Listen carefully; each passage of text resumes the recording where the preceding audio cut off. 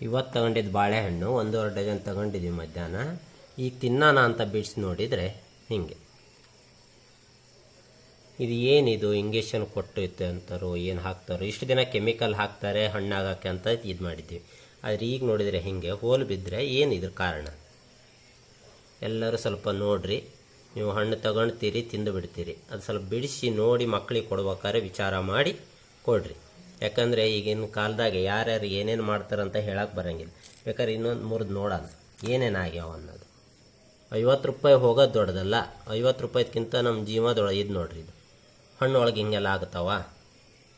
ಒಂದಲ್ಲ, ಈಗ ಇಷ್ಟು ಬಿಡಿಸಿಟ್ಟಿದ್ದೇನೆ.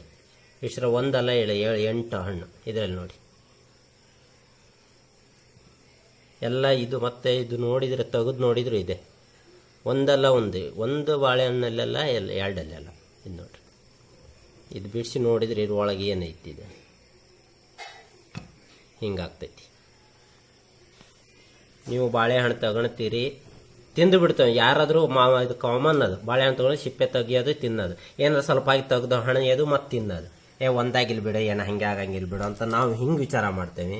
ಅದರಲ್ಲಿ ಪ್ರತಿಯೊಂದರಲ್ಲೂ ಒಂದು ಅಂತಲ್ಲ, 2 ಅಂತಲ್ಲ, ಪ್ರತಿಯೊಂದರಲ್ಲೂ ನಾನು ಇದು ಇನ್ನೂ ಒಳಗೇನು ನೋಡಿರಂಗಿಲ್ಲ. ನಾವು ಸಿಪ್ಪೆ ಬಿಡಿಸಿದ ಮೇಲೆ ಗೊತ್ತಾಗ್ತೈತಿ.